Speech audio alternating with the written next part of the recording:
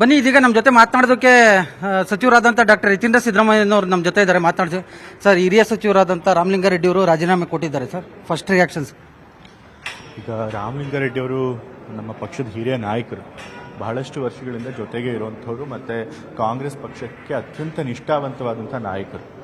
So ಹಾಗಾಗಿ ಅವ್ರು ಏನೋ ಅಸಮಾಧಾನ ಮಾಡಿಕೊಂಡು ರಾಜೀನಾಮೆ ಕೊಟ್ಟಿರ್ಬೋದು, ಆದರೆ ಅವ್ರು ಯಾವತ್ತೂ ಕೂಡ ನಮ್ಮ ಕಾಂಗ್ರೆಸ್ ವರಿಷ್ಠರ ಮಾತನ್ನು ತೆಗೆದುಹಾಕುವಂಥ ಉದಾಹರಣೆ ಇಲ್ಲ.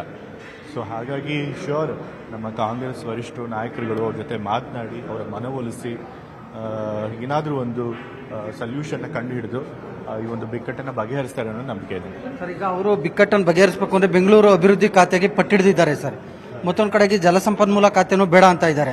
ಈಗ ಕೃಷ್ಣ ಬೈರೇಗೌಡರು ಇದ್ದಾರೆ. ಯಾವ ರೀತಿಯಾಗಿ ಇದಕ್ಕೆ ಪರಿಹಾರ? ಬಟ್ ನಾಯಕರು ಇನ್ನೂ ಮಾತನಾಡಿಲ್ವಲ್ಲ.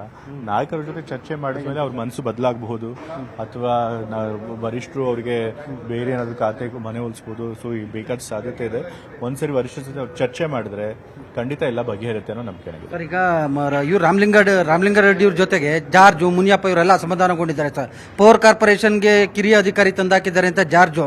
ನನಗೆ ಆಹಾರ ನಾಗರಿಕರ ಸರಬರಾಜು ಖಾತೆ ಬೇಡ, ಸಮಾಜ ಕಲ್ಯಾಣ ಇಲಾಖೆ ಕೊಡಿ ಅಂತ ಮುನಿಯಪ್ಪ ಕೊಟ್ಟಿದ್ದಾರೆ. ಜಾರ್ ಸಾಹೇಬ್ರು ಇಲ್ಲ ಸರ್, ಆ ರೀತಿ ಅಲ್ಲ, ಊಹಾಪೋಗಳಷ್ಟೇ.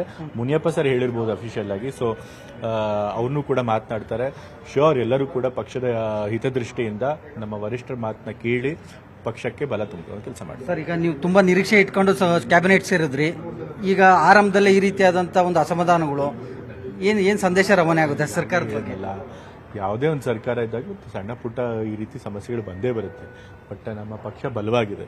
ನಮ್ಮ ಲೀಡರ್ಗಳು ಎಲ್ಲರನ್ನೂ ವಿಶ್ವಾಸಕ್ಕೆ ತಗೊಂಡು ಹೋಗುವಂಥ ಕೆಲಸ ಮಾಡ್ತಾರೆ. ಸೊ ಅದೇನೇ ಸಮಸ್ಯೆಗಳು ಅದನ್ನು ಬಗೆಹರಿಸ್ತಾರೆ. Okay sir, thank you.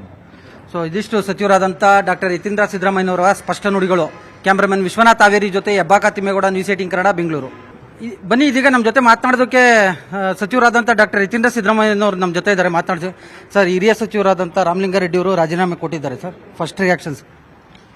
ಈಗ ರಾಮಲಿಂಗಾರೆಡ್ಡಿ ಅವರು ನಮ್ಮ ಪಕ್ಷದ ಹಿರಿಯ ನಾಯಕರು, ಬಹಳಷ್ಟು ವರ್ಷಗಳಿಂದ ಜೊತೆಗೆ ಇರುವಂಥವ್ರು ಮತ್ತು ಕಾಂಗ್ರೆಸ್ ಪಕ್ಷಕ್ಕೆ ಅತ್ಯಂತ ನಿಷ್ಠಾವಂತವಾದಂಥ ನಾಯಕರು.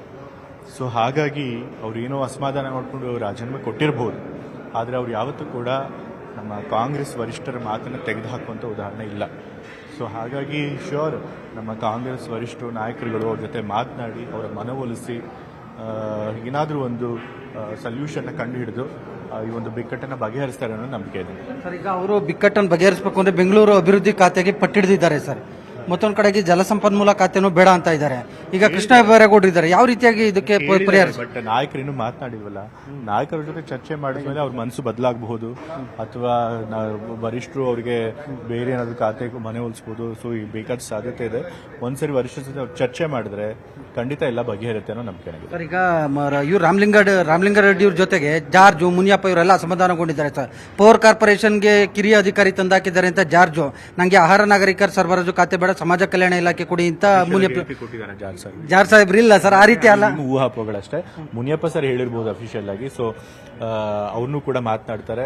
ಶ್ಯೂರ್ ಎಲ್ಲರೂ ಕೂಡ ಪಕ್ಷದ ಹಿತದೃಷ್ಟಿಯಿಂದ ನಮ್ಮ ವರಿಷ್ಠರ ಮಾತನ್ನ ಕೇಳಿ ಪಕ್ಷಕ್ಕೆ ಬಲ ತುಂಬುವ ಕೆಲಸ ಮಾಡಿ ಸರ್. ಈಗ ನೀವು ತುಂಬಾ ನಿರೀಕ್ಷೆ ಇಟ್ಕೊಂಡು ಕ್ಯಾಬಿನೆಟ್ ಸೇರಿದ್ರಿ. ಈಗ ಆರಂಭದಲ್ಲೇ ಈ ರೀತಿಯಾದಂಥ ಒಂದು ಅಸಮಾಧಾನಗಳು ಏನು ಸಂದೇಶ ರವಾನೆ ಆಗುತ್ತೆ ಸರ್ಕಾರದ ಬಗ್ಗೆ? ಇಲ್ಲ, ಯಾವುದೇ ಒಂದು ಸರ್ಕಾರ ಇದ್ದಾಗ ಸಣ್ಣ ಪುಟ್ಟ ಈ ರೀತಿ ಸಮಸ್ಯೆಗಳು ಬಂದೇ ಬರುತ್ತೆ. ಬಟ್ ನಮ್ಮ ಪಕ್ಷ ಬಲವಾಗಿದೆ. ನಮ್ಮ ಲೀಡರ್ಗಳು ಎಲ್ಲರನ್ನೂ ವಿಶ್ವಾಸಕ್ಕೆ ತಗೊಂಡು ಹೋಗುವಂಥ ಕೆಲಸ ಮಾಡ್ತಾರೆ. ಸೊ ಅದೇನೇ ಸಮಸ್ಯೆಗಳು ಅದನ್ನು ಬಗೆಹರಿಸ್ತಾರೆ. Okay sir, thank you. So ಇದಿಷ್ಟು ಸಚಿವರಾದಂಥ ಡಾಕ್ಟರ್ ಯತೀಂದ್ರ ಸಿದ್ದರಾಮಯ್ಯನವರ ಸ್ಪಷ್ಟ ನುಡಿಗಳು. ಕ್ಯಾಮ್ರಾಮನ್ ವಿಶ್ವನಾಥ್ ಹಾವೇರಿ ಜೊತೆ ಹೆಬ್ಬಾಕ ತಿಮ್ಮೇಗೌಡ, ನ್ಯೂಸ್ 18 ಕನ್ನಡ, ಬೆಂಗಳೂರು. ನಿರ್ಭೀತ, ನಿಷ್ಪಕ್ಷಪಾತ, ವಿಶ್ವಾಸಾರ್ಹ ಸುದ್ದಿಗಳಿಗೆ ಮತ್ತೊಂದು ಹೆಸರಾಗಿರುವಂತ ನ್ಯೂಸ್ 18 ಕನ್ನಡ ಈಗ ಆಪ್ನಲ್ಲೂ ಲಭ್ಯವಿದೆ. ದಯವಿಟ್ಟು ಇಲ್ಲಿರುವ QR ಕೋಡ್ ಅನ್ನ ಸ್ಕ್ಯಾನ್ ಮಾಡಿಕೊಂಡು ಆಪ್ ಅನ್ನ ಡೌನ್ಲೋಡ್ ಮಾಡೋದಕ್ಕೆ ಮರಿಬೇಡಿ. ನಿಮ್ಮ ಬೆಂಬಲ ಹೀಗೆ ಸದಾ ನಮ್ಮೊಂದಿಗಿರಲಿ. ಧನ್ಯವಾದ.